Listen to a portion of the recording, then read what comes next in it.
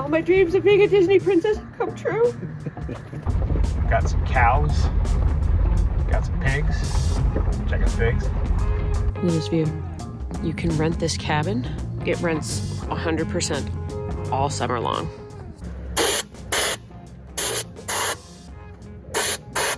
Andrew and I are continuing with campground shutdowns because we have the skills to do that. So we are able to stay on the payroll and stay employed longer. But what that means for us is as we shut down, we start losing our resources. So the water at this campground has been shut off, but the camp hosts have left as of yesterday, and we're going to take their spot so that we can at least dump, and we're going to fill. Well, I'm not exactly sure how we're going to fill. We are the last camp host standing, and we're going to show you a few of the things that we're doing for campground shutdown because we've got the tools and the skills to do these things. I'm not sure how much longer we'll wind up employed up here, but because of Shauna's leg situation, we've had to maintain this job for as long as possible, just to make sure we're still around for her final appointment. When you're ready, back 1 foot. I'm really close to the top. Oh, I know.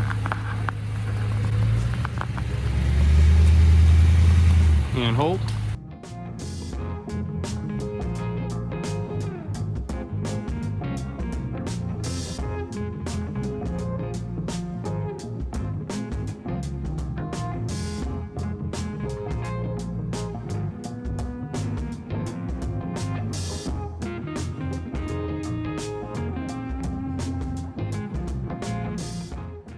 Ooh, so you're dumping uphill. It is slightly uphill, so if we're forward, we can see a little better who's coming into the campground, and we're a little bit out of the shade. Yeah. We don't need to be in the shade right now. It's cool. It's cool. Yeah. So I think it makes sense. It's a compromise, but it is what it is. If you're familiar with our channel, you know that we generally don't leave the hoses out. We usually fill our freshwater tank, we dump our tanks, coil up the hose, put it back away. The game there is to increase the longevity of the hose so it's not out in the sun. You know, rodents won't chew it, etc., etc. So I'm going to dump now, and then I'm going to put the hose away. Good news is I'm just long enough to be able to lift up the hose to be able to clear it. I mean, I can always roll back a few feet.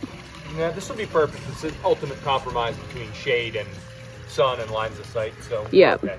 It's supposed to be colder today than tomorrow, so maybe it makes sense to do more indoor things today and outdoor things tomorrow. But we are definitely it's a race against time because you never know when the snow is going to fly. Yeah. And once that happens, we're done. Yeah, the highs on the forecast have definitely gotten lower for every day. All my dreams of being a Disney princess come true.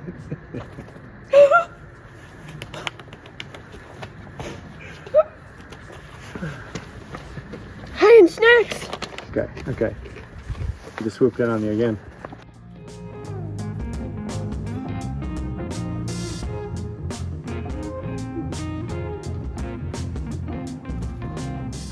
Still doing our shutdown stuff.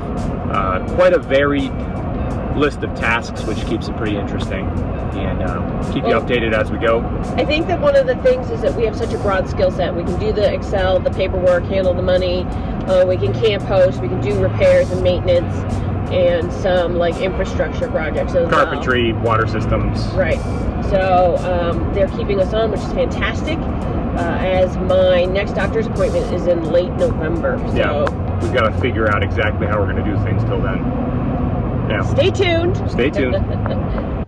Today we're at Joe Graham Horse Camp and we are building a manure stall for the horses.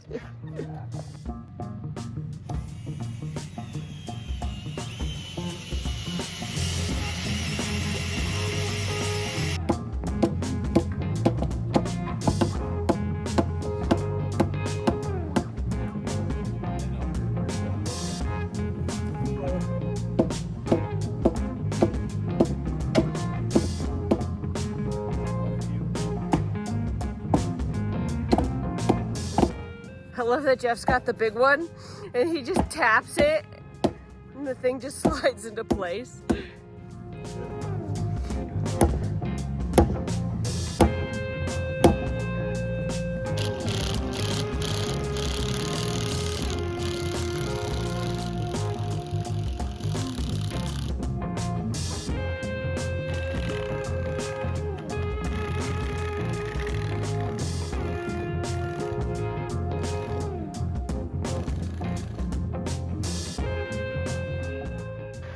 What's the percentage on the Jackery? Let me check. 80%. It was at 99, so that's 20% charging.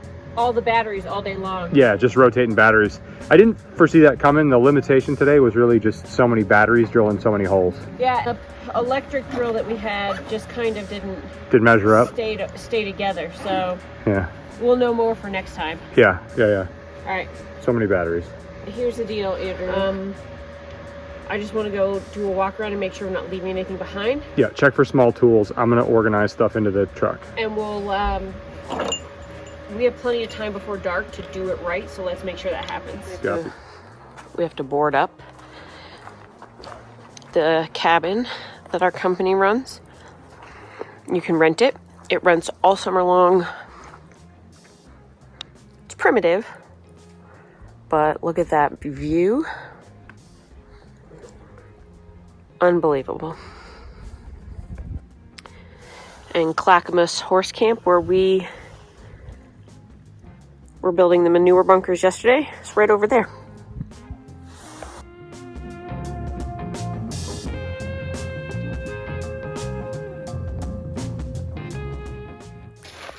Back at it, day 2, side bracing.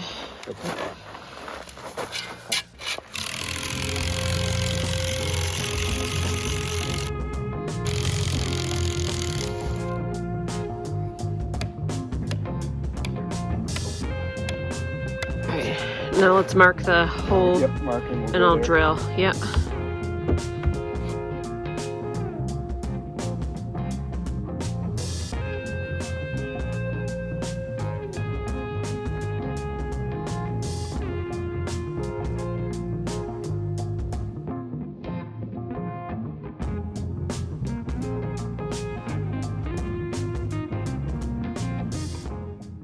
Yesterday we finished the manure bunkers. Today we're going to be doing some of our own tasks and also some work tasks. But for right now I'm going to work on this fridge trim. I'm a little bit worried that it's going to get broken because it doesn't stick quite right. I really wish this fridge trim was better quality. It's not particularly expensive to get a replacement piece up here, but it's hard for us to receive stuff because we don't really have a good shipping address right now. So it's just really a hassle. So this piece, I'm going to use 3M double-sided tape to put it back up. And I've got a replacement piece, an extra, that I'm going to put on the top of the bottom door. When we do have an address, it looks like I'm going to need to buy more of this because we can't live without it. These strips are held on with these little clips, which aren't particularly complicated. But the problem is that they get slightly misaligned, they become slightly loose, and then the strip catches when you open and close the door and just tears out and all the clips break. When I open the freezer, if I'm not paying attention, and let's be real, a lot of times I'm not, it catches and it's starting to get damaged. So that's one. And then this one, we've just removed it completely. Yeah, the old one, we have a second new one to replace here because we got a 2-pack the last time we replaced one of these. I know this trim strip doesn't need or shouldn't need high-bond sticky tape, but I wonder, since we don't have another spare, if we should look to see if there's a place where it makes contact and we should stick it. I'm not sure there's a good surface for that because it has to sit all the way down, and if we put sticky tape in there, then the clips won't go all the way down. Okay. But the top one's gonna get some. This is the most difficult one because it rides up into the hinge. Should we have done that one first? Not sure.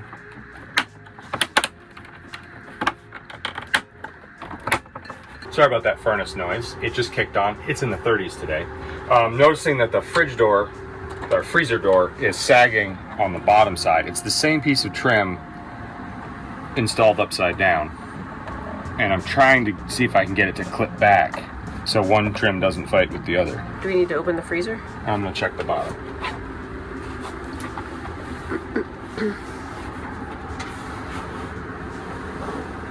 I think it's okay. We'll just need to be mindful, I think, so we don't tear it off. If you're familiar with our channel, you might know that we had to buy this incredibly expensive refrigerator and install it in a parking lot at Camping World. And they wanted to charge us over $200 to put the vanity panels in. And we decided we could do it much cheaper from Home Depot or a craft store, and we could have this nice black chalkboard material. and we're really happy with it. Here. Thank you. My thought is I need 2 layers stacked because I tried to do this before and I don't think it stuck out enough for the trim piece to set back against it. So I think I'm gonna try a double layer. Well, wait a second. Instead of using the 3M, what about like window gasket or like door gasket scrap that we may have kicking around? Too thick. Too thick? I thought about it. I think it's too thick. Worst part about this 3M double-sided tape can be getting it started.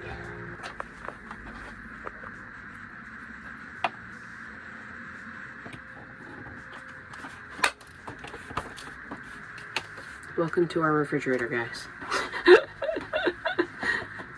Don't show them the bacon. We just did a really big shop, and I splurged for Andrew, and I got him 2 pounds of bacon. Try not to open the fridge, I guess. Yeah, I think we want to just keep it stuck here for the first hour and then see how it goes. See how it goes. What are you working on? So we're having trouble with our furnace, and it is very cold today. And so I'm gonna go in here and I'm gonna do some cleaning. This area is actually the air return for the furnace. I want to clean it and give ourselves a fighting chance of keeping the furnace working while it's 30 degrees out. This has gotten worse. I need wood glue and some clamping, or maybe I just need a new piece of wood right there, but it's not as bad as I thought it might be, but it's still not great. I'm gonna take care of that right now.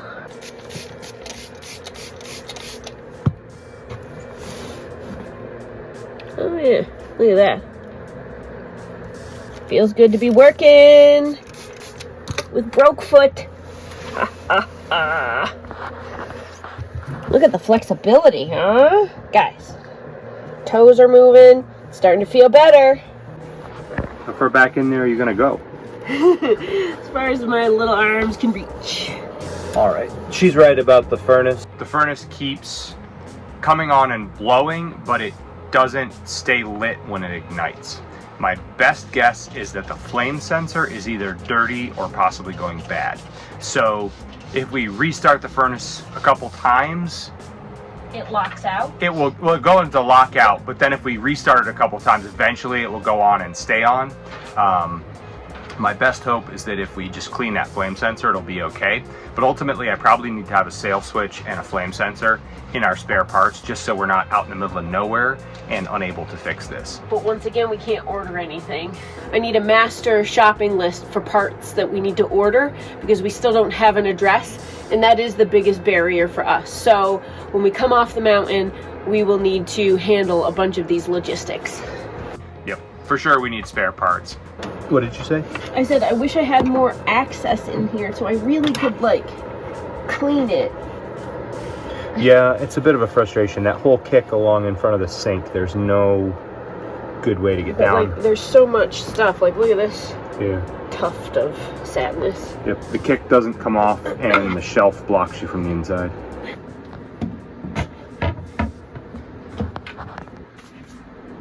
All set? All right, so this comes off just with a flat screwdriver. Pretty simple in here. We've got a electronics board here. This is a reset switch. This is the main part of the fan motor. We've got over here is the gas valve that allows the gas to flow into the furnace. And then this is the exhaust. The thing I need to look at is the flame sensor, which is unfortunately behind the gas valve. So I've got to do a little bit of work here to disconnect some things. This is the gas valve. What I'm looking for is that gold colored metal back in there behind the gas valve. I have the 12 volt power off to the furnace, and I've turned off the propane at the tanks. Can you just run the stove to kill off any propane in the lines? Sure. Just like that. The line has no more propane. Should be hand tight. The screwdriver I'm using might be a little bit longer than necessary, but you will need an extension if you want to get back in here. There's essentially screws on the back wall, there, up higher, that hold the whole valve, exhaust, and on the inside, the burner assembly to the body of the furnace. Gas valve is loose. I think should be able to start wiggling this all out of here.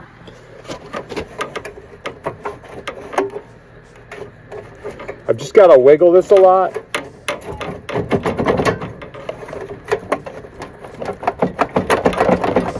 The outer part of the exhaust pipe is sleeved into an inner one, and I think it gets kind of fused.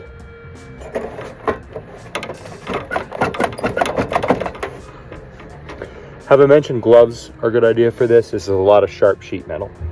Wow, to get this piece out of here was actually quite hard. I had to tap it with a hammer. It just was kind of rusted in there.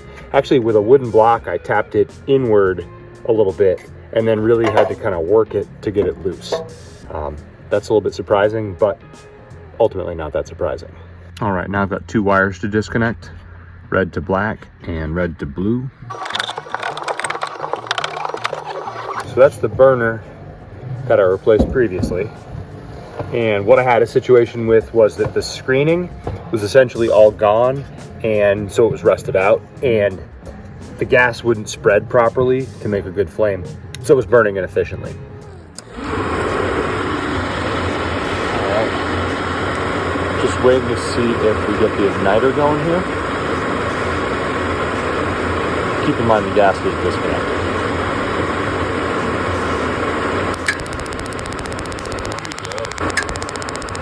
Alright, I've got the compressor aired up in the truck, and I'm going to use some compressed air to blow out the chambers, the burner chambers, while I can, since I have it all open.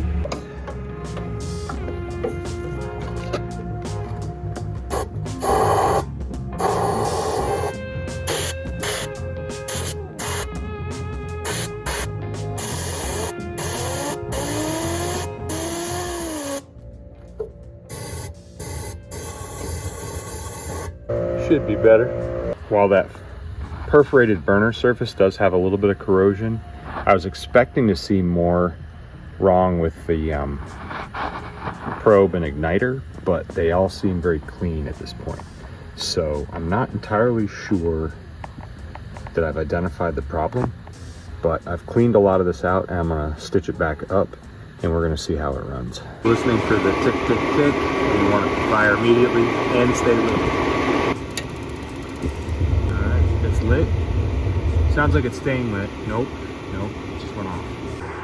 It's lit now, it stayed lit. I don't know why it took it 5 tries to stay lit. Flipped off again. Not sure what's up. Tries again, another 2 times. Now it's lit and staying lit. I'm not sure if I've fixed anything. I don't know what's going on here. This furnace has erratic problems, and I'm not sure what to do about it. Just checking on one of our campgrounds that's closed now. It's been closed for over a month, and got down in there, didn't really see anything amiss, except I realized I got these loose zip ties in a couple places hanging off these posts. They didn't steal anything from the campground, but they stole the posts that stick up high in the snow to mark where this is. They were zip tied to here, and then over here to the other side, and they're gone. The big tall flag markers for where the gate is in the snow, they've been stolen. They're gone. I am taking a couple things to storage with my boss right now, and got to go off the mountain in a direction that I haven't been yet. It's to the east side, and now it's just kind of grassy. All the trees have given way to some pasture land, and got some cows, got some pigs. Check out the pigs. And yeah, a little bit of a different look. Also, did I mention there's a totally different but really cool view of Mount Hood on this side? Pretty excited about it. Pigs with a view of Mount Hood. Look at that.